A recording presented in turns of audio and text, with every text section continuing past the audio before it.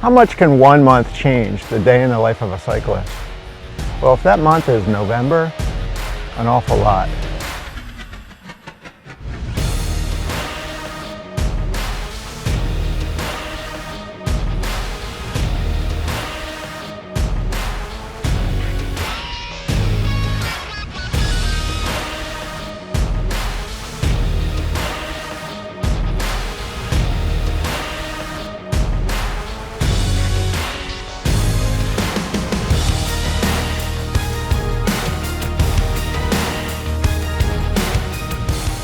So I've made it through the month of November, and I've collected observations and data along the way.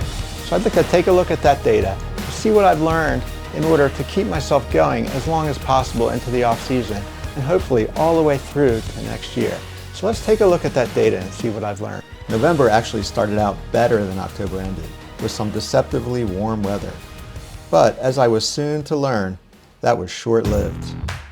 I'm about to take another shot at the same ride that I did back in September. It's now November, and it was about 85 degrees that day. Today, it's about 55 degrees. Yesterday and the day before were freezing, so I did some mountain biking. My plan for the next iteration is to kick it off with a good solid mountain bike ride in the morning as long as it doesn't rain. It's raining and snowing, freezing cold, and I planned to do a ride today. How am I going to do it? I'm still going to do it. That was fun.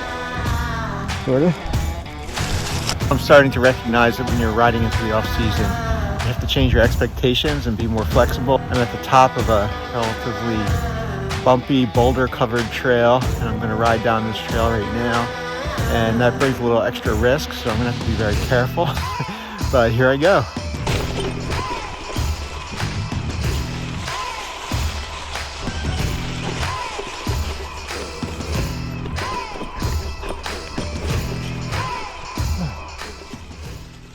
So when I transitioned from mainly road biking to mainly mountain biking, I expected definitely to see a reduction in my average speed, and I did. I went from an average speed somewhere between 15 and 16 miles per hour in September down to an average speed of about 10.5 miles per hour in October. That's a pretty big drop. But it dropped even more in November down to about 8 miles per hour. So instead of looking at average speed at this point, I'm going to look at feet per hour rather than miles per hour.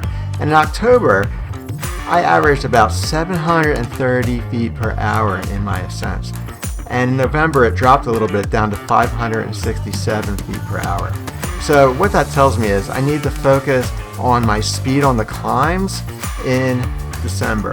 So I'm going to do that and see how that shakes out as I look at the metrics once January hits.